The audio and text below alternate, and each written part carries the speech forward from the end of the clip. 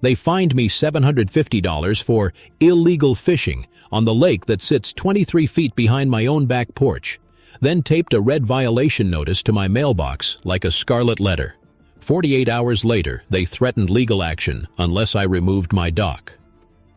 Welcome to HOA Society. My name's Ben Hollister, 47, civil engineer, single dad, living in a lakeside subdivision outside Raleigh, North Carolina.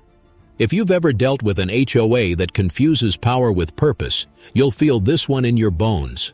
I tell these stories because every rule has a story behind it, and every story has someone worth listening to. Subscribe if you believe homes should feel like homes again, and tell me, where are you watching from? I bought the place in 2016 after my wife passed. Fishing was the one thing that steadied me, the ritual my little boy Mason and I built back into our mornings. He's 10 now. We keep a small ledger of every catch, species, weight, release time. The lake was our therapy, our church, and the HOA called it unauthorized use of common property. They said the rule changed in March, said the new safety committee required insurance riders and fishing permits, both payable to the HOA treasurer. I asked when the membership voted. The president, Carol Devine, smiled like someone protecting a secret recipe and said, "Ben, we don't need a vote when safety's involved." The way she said safety sounded like control. I let it go at first until I saw the fees posted on the online portal. $150 annual permit, $50 processing, $100 per guest. Multiply that by 200 homes, and you see the problem. They weren't managing risk, they were printing money. When Mason asked why we couldn't fish anymore, I didn't have the heart to explain bureaucracy. I just said we'd figure it out. The next morning, I went down to the lake anyway, coffee thermos in hand, fog low on the water. The HOA sign, bright red no fishing, had my reflection on it like a dare. That's when Carol pulled up in her golf cart. She had a clipboard and a laminated badge that said HOA Enforcement. I swear she enjoyed those two words more than her own name. "Ben," she said, stepping off the cart, "you're in violation. I have to document this." I looked up at her from my folding chair. "Document away." She snapped a photo, then one of Mason's tackle box. "You'll get a notice within 24 hours. Consider this a warning." Warning for what? For touching my own dock? For ignoring posted regulations? We can revoke lake privileges entirely. I smiled. "You do what you have to do, Carol. I'll do the same." That's how it started. The summer I learned just how far an HOA can stretch a rule and how much quieter revenge sounds when it's legal. That evening I printed every deed, plat, and amendment related to our development. 42 pages, single-sided, stapled in groups of 10. The first hint came on page 3. Lake Parcel A, retained ownership by initial developer, Tri-South Holdings, LLC. That LLC had been dissolved in 2018, meaning someone owned that parcel now, or nobody did. It was late when I found the chain of title index online. I cross-referenced the parcel ID with the county's GIS system. The owner listed was Clearwater Realty Trust, a name I didn't recognize. The deed date? April 2nd, 2022, just 2 months before the new fishing restrictions. My engineer brain clicked on like a switch. Someone had quietly bought the lake. The question was who, and why was the HOA suddenly treating it as their fiefdom? I reached out to my neighbor, Troy Sanders, retired city surveyor. The man could read a plat map like scripture. He brought over a binder the size of a phone book and 2 cans of light beer. "You smell that?" he said, flipping through the maps. "That's the scent of a paper trail." We found the missing link the next morning. A quitclaim deed from Tri-South Holdings to Clearwater Realty Trust for $10, recorded by a notary named Devine. Same last name as Carol. I sat back in my chair, the coffee turning cold. Knowledge nugget number 1. In North Carolina, HOA boards can't own or control property they don't hold title to, and any change of use for common property requires a 2/3 homeowner vote. Troy whistled low. "She moved the asset to her own trust. That's misappropriation if proven." "Or theft," I said. He nodded. "If you can prove intent, yeah. You gonna fight it?" I didn't answer right away. Out across the lake, sunlight rippled off the no fishing sign she'd hammered in. It was like watching a flag planted on someone else's moon. That night, I started a log. Dates, times, notices, everything. If they wanted to play rules, I'd learn everyone by heart. The next week, the HOA sent 3 letters, one for the dock, one for improper lawn edging, and one claiming I'd placed unapproved lighting on my porch. I knew the pattern. They were building a paper wall to push me into submission. The dock notice demanded removal within 14 days or face a $500 fine per week. Troy chuckled when I showed him. They always start with lawn edging. It's the gateway drug of harassment. He was right. Within 10 days, they'd issued 5 citations. My mailbox filled with envelopes stamped Urgent HOA Notice in red ink. Carol's name was at the bottom of every one. Each violation was signed in the same looping handwriting that matched the notary signature on that quitclaim deed. I called my attorney friend, Julia Henson, who specialized in land use. She was pragmatic, with coffee-stained paperwork always stacked around her desk and a pen habitually tucked behind her ear. "Ben," she said over speakerphone, "if she recorded that deed in her own trust, she could use HOA funds for maintenance. That's self-dealing, but you'll need the full county file." "Already on it," I said. Julia laughed softly. "You engineers and your binders. Get me a copy of the declaration too, every amendment. We'll trace authority back to the developer." The next morning, I visited the county recorder's office downtown. The clerk, a gray-haired man named Samuel, recognized my parcel number immediately. "Lot 27, right? I've seen a lot of action on that lake lately." He printed me the chain of title documents. There it was, black and white. The lake parcel was privately held, never transferred to the HOA, meaning every common property rule they cited was void as to that land. When I told Troy, he tapped the document. "You realize what you're holding, right? That's not just paper, that's leverage." For the first time, I smiled. Let's keep it quiet until we need it. That weekend, the HOA held their monthly meeting in the clubhouse. I went, silent in the back.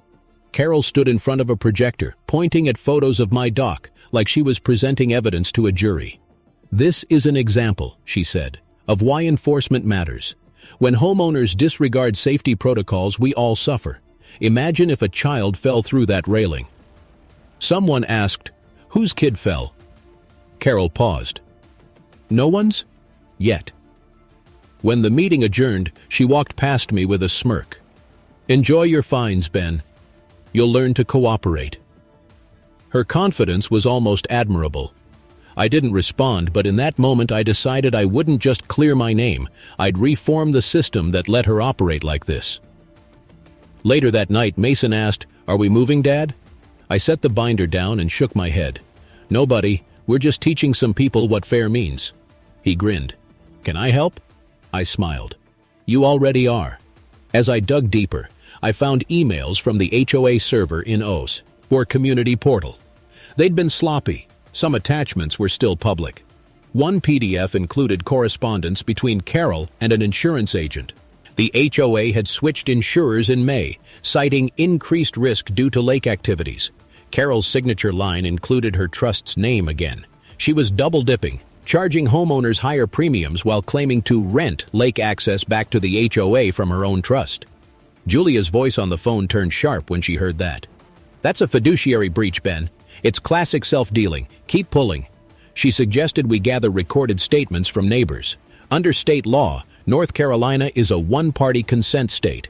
I could record conversations legally as long as I was part of them. Knowledge nugget number 2. In one-party consent states, you can record conversations you're involved in without notifying the other person. Valid evidence if not used for harassment or defamation. I started small. My neighbor Elise, who runs the daycare 2 houses down, confessed the board had threatened to revoke her license for traffic issues. They'd never cited a rule, just intimidation. "This place used to feel safe," she said, rubbing her eyes. "Now every knock feels like trouble." We built a quiet alliance, 6 neighbors who'd had enough. We met on my porch at dusk, passing copies of deeds and notices like contraband. Troy mapped the lake boundary on a transparency overlay, showing how the HOA signs were planted on private ground. Julia drafted a quiet claim request for discovery. One evening, as the sun set over the water, I told them, "We're not just defending property. We're defending the idea that rules should serve people, not feed someone's ego. That earned a small cheer. But the HOA wasn't done. The next morning, 2 code inspectors arrived, saying they'd received anonymous tips about unpermitted construction on my dock. They measured planks, took photos, and left me a bright orange inspection pending sticker. Troy kicked at the gravel after they left. She's using city resources now. You'd better have patience or this'll eat you alive. Patience was all I had left to weaponize. Hey, before I go further, are you firmly anti-HOA, or do you think they just need better oversight? If you've ever fought one, drop the smartest tactic you learned so someone else can use it. And if you're watching from an HOA board, maybe leave a comment too.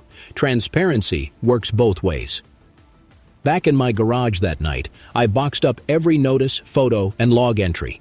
The box weighed 12 pounds, proof of how heavy paperwork can get when it's built from malice. That box sat in my passenger seat like a passenger with a story to tell. By the time I reached Julia's office downtown, the sun had barely cleared the courthouse roof. She met me at the door, holding a thermos and 2 legal pads. "Morning," she said. "Let's see what empire Ms. Devine's built." We spread the documents across her desk. HOA letters, meeting minutes, parcel maps, the chain of title. She drew a slow line under the notary signature that matched Carol's. "This right here," she said, "is the fuse. Once we confirm the trust's EIN, we'll trace the bank routing tied to those permit fees. That's how you light it." "Quietly," I added. "Always quietly. Knowledge." Nugget number 3. Most HOAs must maintain segregated accounts for dues, reserves, and operational funds. Commingling money with outside entities, like a private trust, is a violation of fiduciary duty and can void indemnity coverage. We pulled the trust filing from the Secretary of State's database. Sure enough, Clearwater Realty Trust listed Carol as both trustee and registered agent. Address: her home. Julia leaned back. "That's conflict of interest 101. She's paying herself with residents' money." I felt equal parts vindicated and exhausted. "So what's next?" "Next," she said, "you gather evidence they can't deny, and you let them think you're breaking." It wasn't hard to sell that illusion. Over the next month, the HOA escalated. They posted a property non-compliance notice on my front door, removed me from the community Facebook group, and, this one still makes me laugh, cited me for improper flag size. Mine measured exactly 3 by 5 feet. Elise called it the War of Inches, but every time they moved, I logged it. Dates, times, photos, names. Carol's emails grew sharper, ending with lines like, "Continued resistance will be documented for court." Troy, ever the pragmatist, said, "You're letting her bury herself in paperwork. Smart, but make sure you're ready when she hits bottom." I was. One evening in late September, Julia texted, "County Assessor's Office confirms the trust never paid property tax for Lake Parcel A. 3 years delinquent." That changed everything. A delinquent parcel can be sold at auction, and in this case, the parcel was the lake, the very ground Carol used for her leverage. Julia's plan was simple.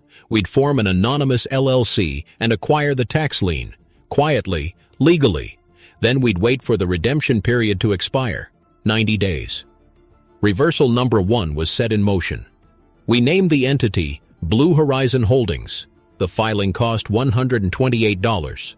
Troy handled the registered address. Julia filed the paperwork. I wired the lien payment on October 2nd, $4,612.89, and no one knew, not even Mason. The next few weeks were a mix of calm and simmering tension. The HOA board kept pushing citations, unaware they were already standing on someone else's land. I started attending meetings again, listening. Carol's speeches grew longer, more self-congratulatory. She called herself Guardian of the Lake. I almost felt bad. Almost. By mid-November, the retaliation picked up speed.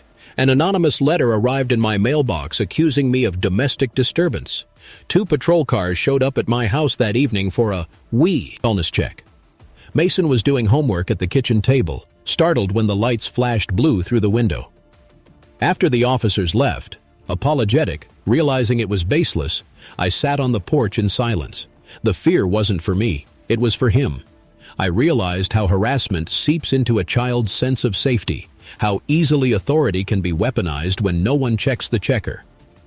Troy dropped by later with a six-pack and said, "You good?" "I'm fine," I lied. "No, you're furious," he said. "That's fine too. Just remember, slow burn wins." I nodded. 90 days. "Yeah," he said, tipping his can toward the lake. Tick-tock. That night, I drafted an evidence summary for Julia. Dates, notices, logs, all cross-referenced. I included a short note at the end. For Mason, because someday he'll need to know how to fight quietly. Late December came. The redemption window closed. The lake, by law, belonged to Blue Horizon Holdings, my LLC. Carol didn't know it yet. The next HOA meeting was scheduled for January 4th. The agenda: review of persistent non-compliance, possible legal action. I smiled when I saw my name on the notice, because by then I held the deed to the very property she threatened me over. Before we reach that meeting, let me ask you this. Should property owners fight fire with paperwork like I did, or go straight to public confrontation? What's more effective where you live? Drop your opinion below, or at least like the video if you think quiet leverage beats loud arguments. The night before the meeting, I sat by the fireplace, holding the notarized deed transfer. The ink still smelled sharp, like rain on metal. Mason came down the stairs, rubbing his eyes. "You're still awake?" he asked. "Just finishing something important," I said. He looked at the paper. "Is that about the lake?" "Yeah, you could say it's about taking care of what's ours." He nodded, satisfied, and padded back upstairs. Outside, the lake shimmered under the porch light, perfectly still, like it knew what was coming. The HOA meeting that night drew more people than I'd ever seen in that room. Folding chairs lined the back wall, the air thick with coffee and suspicion. Carol stood at the front, red blazer crisp as always, her voice pitched for authority. "Agenda item 3, she said, clicking her remote.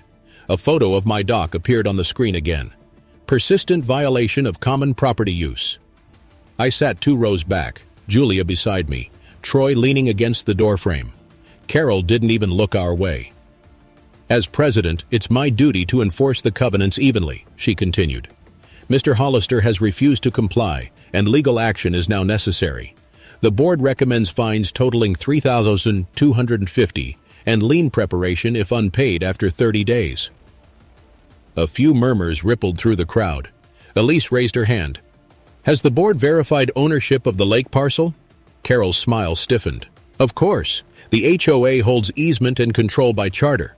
Julia whispered to me, "She's lying on record." I nodded. "Let her finish." Carol launched into a 10-minute explanation about community liability and insurance exposure.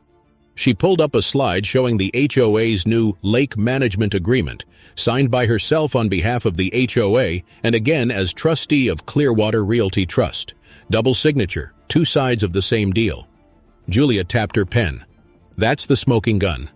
When she finally opened the floor for comments, I stood. My knees felt calm, deliberate. "Carol, you've spoken a lot about enforcement tonight. Mind if we talk about ownership?" Her eyes narrowed. "You've had plenty of time to comply, Ben." I held up a folder. "I think you'll want to see this before you proceed." I walked to the front and placed the document on the table. It was the certified deed transfer, Lake Parcel A, recorded December 29th. Title now held by Blue Horizon Holdings, LLC. The room fell silent. At Yara, Carol's eyes darted across the page. Her lips parted just slightly, then pressed thin. "What is this?" she asked. "That," I said, "is the property you've been citing people over. Purchased at tax lien sale. 3 years delinquent. The new owner now controls the lake." A man in the back coughed. Someone whispered, "You're kidding." Carol straightened. "That's absurd. You can't just—" "Check the county record," I said. "It's public." Julia added quietly, "It's notarized and recorded. Verified yesterday morning." Carol looked toward the other board members. They exchanged uncertain glances. The treasurer muttered, "I didn't know it was delinquent." "That's because your president hid it," I said. "She used her own trust to collect fees for a property she didn't even legally maintain." You could hear the hum of the overhead lights. Carol tried to regain control. "This meeting is adjourned until we consult counsel." Actually, Julia interrupted, standing now. As of 7:42 p.m., this meeting is being held on private property. My client's LLC owns this lakefront parcel. You're free to continue, but technically, you'll need permission to remain. The room erupted in murmurs. Carol's face drained of color. For a long moment, she said nothing. Then she grabbed her binder and stormed out, her heels cracking against the tile. The sound echoed like punctuation. When the door closed, Troy laughed under his breath. Reversal number 1, right on schedule. I looked around at the neighbors, bewildered, cautious, but also relieved. Elise whispered, "You actually bought it?" "Legally, yes," I said. "Temporarily." She smiled. "That's poetic." After the crowd dispersed, I stayed back. The projector light flickered on the wall, still showing the photo of my doc. It felt almost cinematic. Her weapon turned into her own mirror. Visual beat number 1. I reached over, unplugged 2. He projector, and dropped the HOA's printed violation notice into the small metal trash can beside the podium. The paper curled as it burned, the red ink turning black. Outside, the air smelled of pine and cold smoke. The next morning, Carol sent a flurry of emails to homeowners claiming fraudulent acquisition. Julia responded with a single line. All actions lawful and recorded. Please direct further correspondence to counsel. The silence after that was deafening. I didn't gloat. I went fishing. It was early February when things started to turn again. The HOA's insurance carrier contacted me, requesting verification of the property transfer. That's how I knew Carol had reported it, but they'd already checked. Within 2 weeks, the HOA's policy was flagged for review due to potential undisclosed conflict of interest. Troy brought me the mail one morning, grinning. "Guess who's under audit?" "Let me guess," I said. "Your favorite HOA president. County Ethics Committee wants her meeting minutes and receipts." I just sipped my coffee. Dominoes don't fall fast, they fall heavy. By March, local news had caught wind of the investigation. A short article ran, "Lakewood HOA under review for conflict of interest in property dealings." They didn't name me, just a resident with legal expertise. I was fine with that. Before I continue, let me ask, how far should an HOA's control reach? Should they govern lakes, yards, porches, or just shared roads? Where's that line between community safety and personal sovereignty? I'm curious how it works in your neighborhood. The board called for an emergency election in April. Carol refused to step down, citing procedural irregularities. The treasurer resigned. The secretary stopped responding. One by one, the pillars cracked. Julia told me, "This is the moment you set the tone. You can crush them, or you can fix them." I looked out the window at the lake, still, green, waiting. "Maybe both," I said. Carol's downfall didn't happen with a bang. It happened with silence, the kind that follow. It was a paper cut turning septic. By late spring, her emails stopped arriving. The HOA website went under maintenance. No newsletters, no updates. You could almost hear the machinery of control grinding to a halt. Then came the backlash. A small group of loyalists, 3 board members and a handful of homeowners, started a whisper campaign. Anonymous flyers showed up in mailboxes calling me a squatter with a vendetta. Someone spray-painted "Lake Thief" on my mailbox in sloppy black letters. Mason saw it on his way to the school bus and asked if we were in trouble. I knelt beside him. "Sometimes people lash out when they're scared of the truth," I said. "But we stay calm. We stay honest." He nodded, trying to be brave. That night I sanded the mailbox clean and repainted it. The next morning, Carol's old golf cart drove by, slow, headlights off, like a ghost reluctant to move on. By mid-June, retaliation turned bureaucratic again.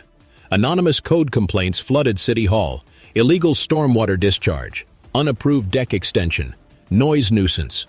Inspectors arrived so often that even they started rolling their eyes. One of them, a young guy named Aaron, muttered, "You've got someone obsessed with your address, man." I logged every visit, time, date, badge number. The evidence file swelled to over 400 pages.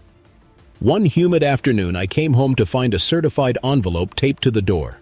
It was a notice of lien intent, claiming I owed $4,100 in unpaid HOA assessments. The document bore Carol's signature, though she was no longer legally serving as president. The arrogance of it almost impressed me. Julia reviewed the lien letter and chuckled. "She's filing under a suspended corporate entity. It's void on its face. Keep it. It'll look great on the pile." That night, as thunder cracked over the lake, I felt the first real flicker of fear for the house itself. What if they escalated, filed in court, tried to freeze my property title, scared off insurers? What if Mason's stability, our home, became their next weapon? I stood on the porch, rain soaking through my shirt, and whispered a promise to no one in particular. "You will not take this from him." The next morning, I woke to find a motion sensor camera mounted across from my driveway, new, shiny, aimed right at my door. The HOA called it community security. That was the moment I knew we'd crossed from pettiness into surveillance.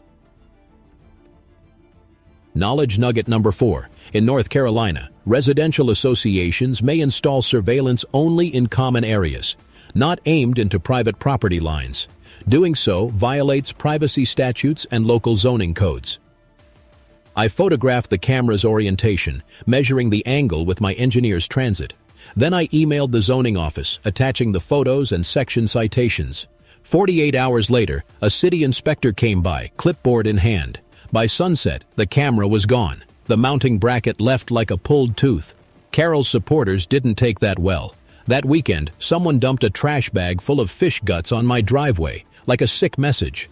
The smell hit before sunrise. I hosed it off, filed a police report, and added vandalism 07:18 a.m. to my log. Troy stopped by that afternoon. "You look tired," he said. "I'm fine." I lied again. "No, you're bleeding patience," he said. "So what's next?" I looked out across the lake. "Next is finishing what we started." "Reform?" "Reform," I said, and my voice didn't shake this time. By August, we had enough to file a formal complaint with the state's Community Associations Division. Julia drafted it with surgical precision. 37 exhibits, 5 notarized statements, 2 expert declarations. The complaint accused the Lakewood HOA of self-dealing, fraudulent lien threats, selective enforcement, and privacy violations. We mailed it certified on August 15th. 10 days later, we received acknowledgement of investigation. The countdown began. While the state reviewed our case, life crawled toward normal. Mason started middle school. The air cooled. I kept fishing. But there was always a hum of tension, like static that never leaves a room. Carol's loyalists tried one last stunt in September. They hosted a special meeting at the clubhouse, calling it a vote of community confidence. Their plan was to reinstate her as president, pending legal clarification. We showed up, all 7 of us, the neighbors who'd been harassed, fined, threatened. Julia brought a portable recorder, perfectly legal, and a small folder labeled ownership proof. Carol wasn't at the front this time. Instead, her ally, a man named Bryce, spoke from the podium. "The accusations against our former president are exaggerated," he said. "We must restore order and unity." When he tried to open the floor for a vote, Julia raised her hand. "Excuse me," she said, calm and clear. "This meeting is invalid. The state investigator has issued a pending review notice. Any board action before resolution is unauthorized." Bryce blinked. "How would you know that?" She smiled slightly. "Because I'm copied on the correspondence." The silence afterward was delicious. You could feel the air deflate, the room folding under the weight of its own deceit. But make no mistake, these confrontations have a cost. My stomach had been knotted for months. Sleep came in fragments. And though I smiled for Mason, he'd caught me once staring at the lake long after dark, lost somewhere between anger and exhaustion. "Are you winning?" he'd asked quietly. "I don't know yet," I'd said. "Well," he shrugged, "you're still standing." That simple truth steadied me more than any law ever could. Before I move on, what do you think should happen when an HOA crosses into harassment? Should it be treated like civil misconduct, or should criminal law apply when it's personal? Drop your thoughts. I'm curious how much power you'd strip or keep. The next week brought a letter with a state seal. Investigation complete. Findings: violation of fiduciary duty, breach of procedural fairness, and misuse of member funds. Recommended action: board removal, restitution audit, and interim management. It was the beginning of the end. The letter hit like the first gust before a thunderstorm. Quiet, but electric. Julia and I sat at her desk reading every line twice, careful not to miss a word. The state investigator's conclusion was explicit. The Lakewood HOA Board had violated Articles 7 and 9 of the North Carolina Planned Community Act. They cited self-dealing through a related trust, selective enforcement, and improper use of lien threats. It wasn't an opinion. It was an indictment. Julia exhaled. You realize what this means, right? I nodded slowly. It means we're holding all the cards.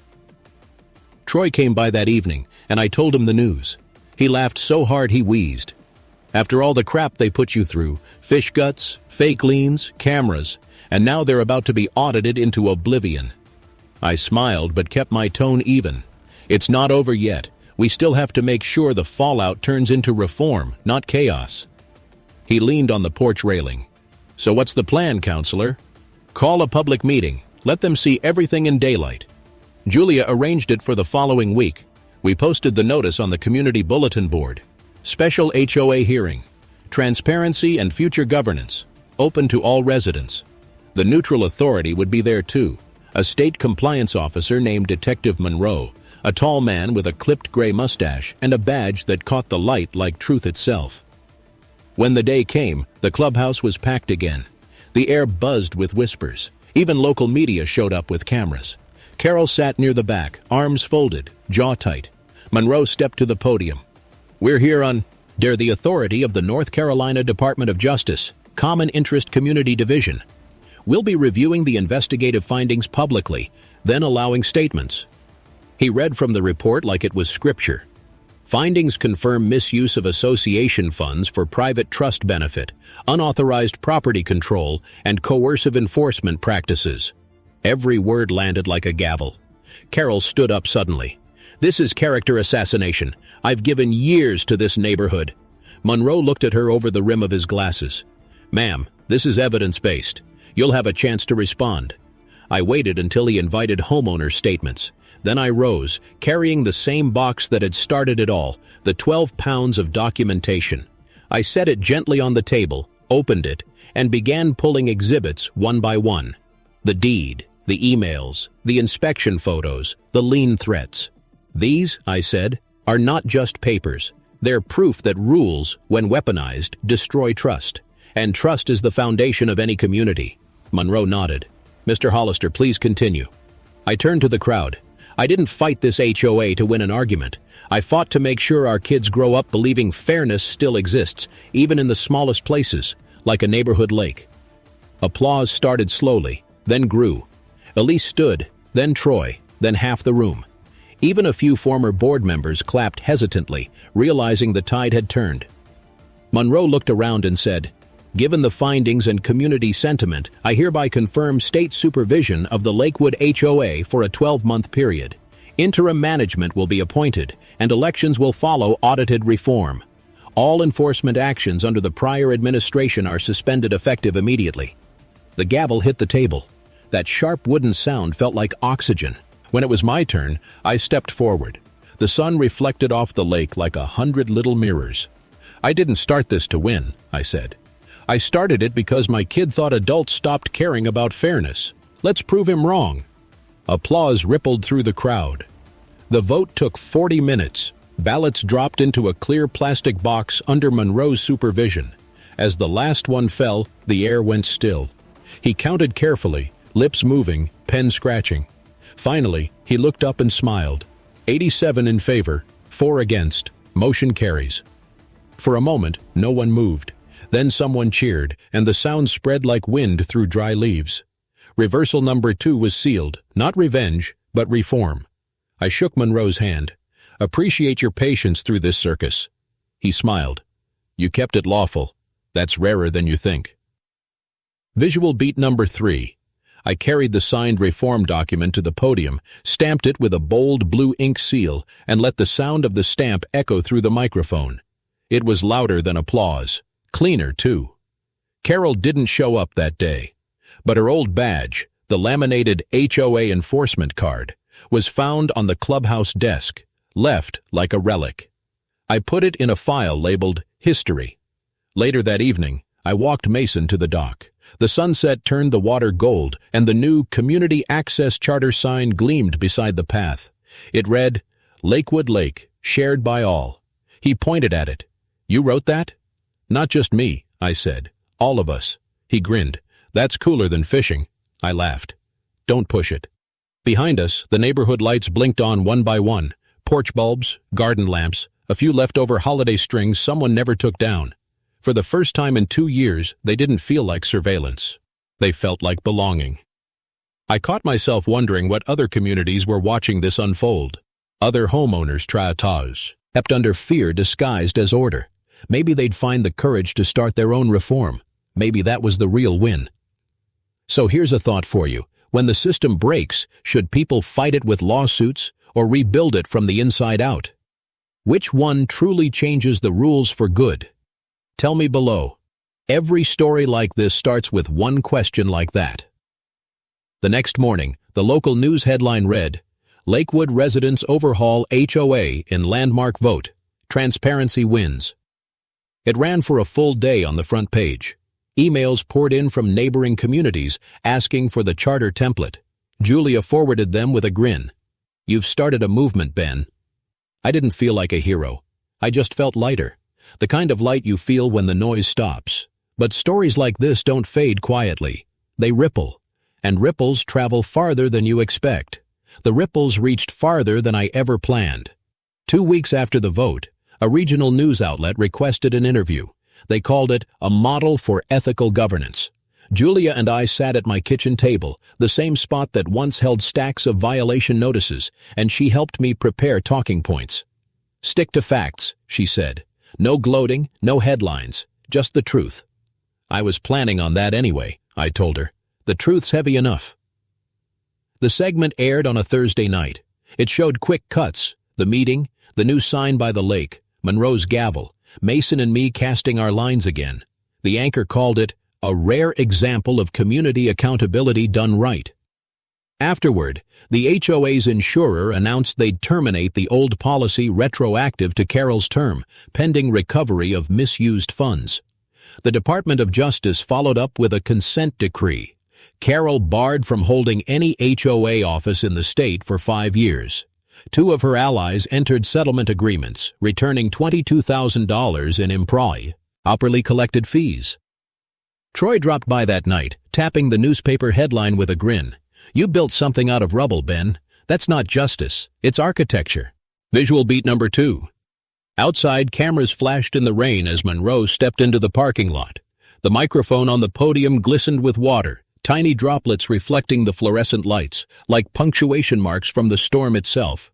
Reporters asked for comments, but I just said, we followed the law. That's all anyone needs to do. Later at home, Mason watched the clip on his tablet. You looked serious, he said. I was, I told him. Sometimes being serious is the only way to stay free. He grinned. So we can fish again? Tomorrow morning, I said.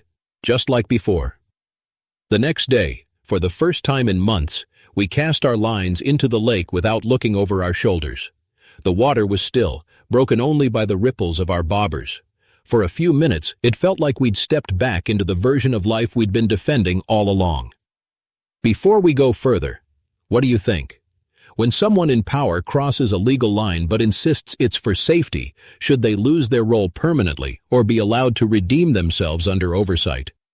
Tell me below. Real accountability starts with real voices. By week's end, Monroe's office requested all HOA records for a forensic audit. Julia supervised the handoff. Bank statements, vendor contracts, insurance policies, everything passed through her hands like evidence in a courtroom. One line from the audit email stood out to me. If verified, restitution for misused funds will be sought through civil recovery. That meant fines, repayment, possibly even probation. Carol disappeared from public view after that. Her house went up for sale 2 months later, sign planted crooked in her immaculate lawn. But as satisfying as it was, I wasn't finished. The community needed structure, not just vengeance, and reform doesn't grow from ashes, it needs roots. So I sat at my kitchen table, drafting something new. The Lake Charter Reform Plan. The Lake Charter Reform Plan wasn't just paper, it was a blueprint for sanity. I drafted it the same way I'd design a bridge, with load limits, fail-safes, and room for weathering. Troy called it Ben's Constitution, Julia called it a miracle in 12 pages. It started simple. Term limits for board members. 2 years max. No re-election without a 70% homeowner vote. Transparent budgets with quarterly public postings. Independent ethics committee drawn by random lot of volunteers. And most importantly, no enforcement without collective review. No more one-person tyrannies hiding behind procedure. Julia read each line aloud at her office. "You realize this will set precedent," she said. "If adopted, it becomes the model for other associations." I nodded. "That's the point." She smiled, that quiet lawyer's smile. "You've gone from engineer to reformer." We submitted the draft to Monroe's team for legal review. His reply was immediate. Approved for community vote. Recommend public hearing. So we called for one. The hearing took place on a warm Saturday afternoon, folding chairs spread across the community lawn by the water's edge. Kids ran in the distance, laughter echoing off the lake that had seen too much tension. The same lake that had started it all. Monroe stood at the portable podium again, clipboard in hand. "This hearing concerns proposed structural reforms to Lakewood HOA governance. Residents present may vote by signed ballot. Let's proceed." Elise spoke first. "We just want fairness. I shouldn't have to fear my mailbox." Troy followed, waving his thermos. "I don't care about bylaws. I care that I can mow my lawn without getting a letter for the color of my shed." One by one, voices joined in, measured, frustrated, hopeful. People who'd been quiet for years finally speaking without worry. "Feels like closure," I said. He nodded. "Closure's a luxury most people never get." Julia texted later. "Final paperwork filed. Case officially closed. Proud of you." I didn't answer right away. I walked out to the dock instead. The air smelled like rain and fresh-cut cedar. The surface of the lake shimmered under the porch light. I thought about every piece of paper, every meeting, every knot of anxiety I'd carried through those 2 years, and how silence could now finally mean peace, not fear. A week later, the community held its first Lakewood Day, a gathering free from bylaws and grudges. Kids raced paddle boats, neighbors grilled under string lights, and the new board, diverse, humble, transparent, handed out volunteer sign-up sheets instead of citations. Elise hugged me near the food tent. "You did it," she said. "We did it," I corrected her. "Together." Julia stopped by too, laughing as Troy flipped burgers. "How does it feel," she asked, "knowing you own the lake and the legacy?" I smiled. "Feels like it's time to give it back." That afternoon, I walked up to the microphone set by the gazebo. "Folks," I began, "Blue Horizon Holdings no longer owns this lake. As of this morning, I've deeded it to the community trust under the new charter. The lake now legally belongs to everyone who lives here." A hush fell, then a wave of applause that broke like water on stone. Mason ran up, eyes wide. "You gave it away?" I knelt down. "It was never really mine. I was just holding it safe until people remembered what shared means." He thought about that, then nodded. "That's actually pretty awesome." And just like that, the tension of 2 years dissolved into laughter and grill smoke and rippling water. If you believe I fought the right way and that this is how it should end, lawful, patient, fair, say a few words in the comments for a friend who's still fighting. Theirs. Subscribe so future stories like this reach you first. And if you care about communities standing up without burning down, share this one. That's on us. As dusk fell, I lit one last bonfire by the lake. From the same metal trash can that once burned my violation notice, I dropped in Carol's last letter, her final demand for compliance. The paper curled, blackened, and vanished. Knowledge nugget number 5. True reform doesn't start with anger. It starts with ownership, of mistakes, of courage, of what's rightfully ours. A few weeks later, Monroe emailed me a brief note. Lakewood HOA. Reform implementation complete. No further violations. Congratulations. The clip made local rounds, then national mention on a morning podcast. Other associations began calling their new plans Lakewood-style charters. Julia forwarded me one with a laughing emoji. "You've accidentally started an HOA reform template," she wrote. Maybe that was the real ending. Not revenge, not victory, but blueprint. Now the lake reflects calm again. The dock creaks like it used to, the lines hum softly in the wind, and Mason has taken to keeping our ledger updated in neat pencil. The last entry he wrote reads, October 2nd, bluegill, 1.8 pounds, released. I smiled when I saw it. Because that's what you do when you finally own your piece. You release it back into the world. And when people ask me if I'll ever tell another story like this, I just say, there's always another lake, and there's always another HOA who forgets who it really serves. Then I reel in slow, steady, and wait for the next bite.